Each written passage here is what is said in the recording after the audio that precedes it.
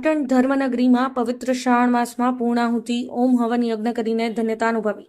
પાટણ શહેરમાં મધ્યમાં આવેલ જગતના પ્રથમ એવા શ્રી રોટલા હનુમાન દાદા મંદિર પરિષદ અશોક વાટિકામાં આ પવિત્ર શ્રાવણ માસનો મૂગા જીવો માટે શ્રાવણ માસમાં ભગવાન શ્રી રોટલિયેશ્વર મહાદેવની ચલિત શિવલિંગની પૂજા અર્ચના 1 મહિનો રાખી અબોલ જીવોની આતરડી ઠારી હતી. ત્યારે નેહલભાઈ પટેલ દ્વારા જણાવવામાં આવ્યું હતું કે જગતના પ્રથમ એવા રોટલિયા હનુમાન દાદા તો છે જ, તેની સાથે હવે જગતના પ્રથમ એવા રોટલિયેશ્વર મહાદેવ મંદિર બનાવવા જઈ રહ્યું છે.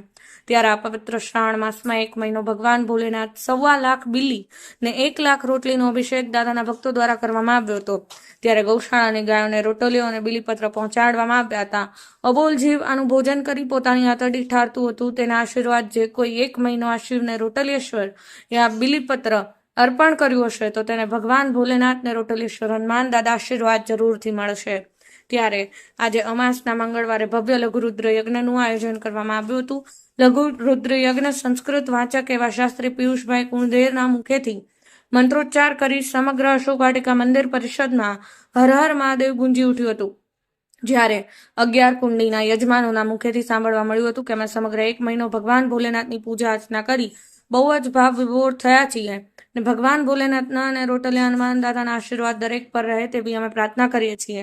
આજે મંગળવારના દિવસે બ્રાહ્મણો દ્વારા મંત્રોચ્ચાર કરી બેઠેલા યજમાનો ભાવ વિભોર થઈ ગયા હતા અને જગતમાં કોઈ જગ્યાએ તમને ન જોવા મળે તેવા પાટણ શહેરમાં રોટલિયેશ્વર હનુમાન દાદા અને શ્રી રોટલિયેશ્વર મહાદેવ મંદિર પાટણમાં આવેલા છે. કોઈક દિવસ આપ પણ એટલી જ આસ્થાથી ભગવાનના આરાધના કરશો તો જરૂર ભગવાન તમને આશીર્વાદ આપશે. તો બસ હર હર મહાદેવના નાદથી પવિત્ર શ્રાવણ માસ પરિપૂર્ણ થયો હતો. અબોલ જીવો પણ હરખભેર રોટલીનો પ્રસાદ લઈ આનંદ વિભોર થયા હતા. હરિઓમ ગૌશાળામાં જેટલી પણ બીમાર લૂલી લંગડી ગાયોને 1 મહિનો રોટલીનો પ્રસાદ ને બિલીપત્ર ભોજન રૂપિયા આપીને આશીર્વાદ લીધા હતા. નર્મદેશ્વરથી શિવલિંગ લાવીને પૂજા અર્ચના કરવામાં આવ્યું હતું. સમગ્ર જહેમત રોટલિયા હનુમાન દાદા ભક્તો દ્વારા ઉજવવામાં આવી હતી. Rajubhai D Patel, Patan news 24. આપનું નામ શું છે અને આપ પવિત્ર સ્થળ પાટણની અંદર આવેલું છે એ ક્યાં આવેલું છે, આપ શું કહેવા માગો છો? અમે સોની એક્ટર નીતિશ કુમાર અને પાટણ હાસાપુર ઉપર આવેલું રોટલિયેશ્વર મહાદેવ જે રોટલિયા હનુમાન દાદાના મંદિરના પરિસરમાં છે. ત્યાં પવિત્ર શ્રાવણ માસની અંદર 1.25 લાખ બિલી અને 1 લાખ રોટલીનો આખો મહિનો અભિષેક થયો છે. અમને શ્રાવણ મહિનાના છેલ્લા દિવસે એટલે કે મંગળવારે અમાસના દિવસે યજ્ઞમાં બેસવાનો સારો અવસર મળ્યો છે. આખો મહિનો પુરુષોની સાથે સાથે અમે સ્ત્રીઓએ પણ બિલીનો અભિષેક કર્યો છે. પ્રભુની પૂજા, સાયન આરતી, ભજન દર સોમવારે અને અમે ખૂબ જ આનંદ કર્યો, ખૂબ જ લાભ લીધો. આ જે રોટલી જે અભિષેક થાય છે એ શેના માટે કોના માટે કરવામાં આવે છે? બહુ સારો પ્રશ્ન છે કે આજે અહીંયા રોટલીની સેવા આપી એ અહીંયાનું બહુ ઉત્તમ કાર્ય છે કે જે માંદી ગાયો હોય છે જે ગૌશાળામાં રહે છે એના માટે એ રોજ જે સાંજે જાય છે અને બહુ સેવાકીય કાર્ય જે અહીંયા થઈ રહ્યું છે જેનાથી અમે બહુ ખુશ છીએ. ઓકે બેન, આપ ક્યાંથી આવો છો અને પાટણની અંદર જગતના પ્રથમ એવા રોટલિયા હનુમાન દાદા અને રોટલિયેશ્વર મહાદેવનું મંદિર આવેલું છે, તો આપ કયો અનુભવ કરો છો? આપનું નામ શું? મારું નામ સોની અંજી સચિન. અમે 7 સોસાયટીમાંથી આવીએ છીએ અને રોટલિયા મહાદેવ મંદિર અહીં હાસાપુર હાઈવે ઉપર આવેલું છે. ત્યાં શ્રાવણ માસના નિમિત્તે 1.25 લાખ બિલીપત્ર અને 1 લાખ રોટલીનો અભિષેક રોજ થાય છે. રોજ મહાપૂજા થાય છે અને આજે છે શ્રાવણ મહિનાના આ છેલ્લા દિવસે અમાસના દિવસે મંગળવારે હવન રાખ્યો છે. એમાં અમને બહુ જ મજા આવી અને બહુ જ આનંદ થયો.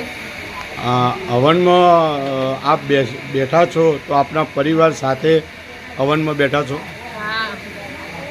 અને આપ હવનમાં અને આ પવિત્ર શ્રાવણ માસની અંદર પૂજા અર્ચના થઈ તેમાં બહેનોનું શું વિશિષ્ટ છે? આમાં બહેનોએ બિલીપત્ર ને એમાં કટિંગ કરવાની સેવા આપી છે, રોટલીઓ ગણવા માટે સેવા આપી છે. એનો અમને બહુ જ આનંદદાયક લાભ મળ્યો છે.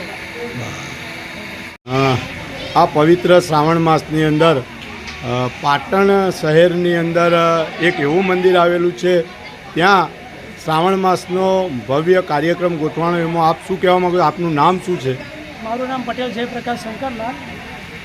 પાટણની અંદર જગતના પ્રથમ એવા રોટલિયા હનુમાન દાદાના પરિસરની અંદર રોટલેશ્વર મહાદેવની સ્થાપના કરવામાં આવી અને પવિત્ર શ્રાવણ માસની અંદર 1.25 લાખ બિલી અને 1 લાખ રોટલીનો અભિષેક કરવામાં આવ્યો, જે પશુ પક્ષીઓ, જે મૂગા પશુ પ્રાણીઓ છે એના માટે જ આ રીતે સ્થાપના કરવામાં આવેલી છે. અને આ શ્રાવણ મહિનાના છેલ્લા દિવસે એટલે કે મંગળવારે 11 કુંડી યજ્ઞનું આયોજન કરવામાં આવ્યો, જેમાં બધા જ યજમાનોએ ભાગ લીધો છે અને બહુ જ આનંદ અનુભવે છે. અને આવો નવો અહીંયા યજ્ઞ થતો રહે અને લોકોના કલ્યાણાર્થે આ યજ્ઞ કરવામાં આવે છે. અહીંયા પશુ પ્રાણીઓના માટે અહીંયા રોટલીઓનો ચડાવવામાં આવે છે, જે મૂગા પશુ પ્રાણીઓના માટે.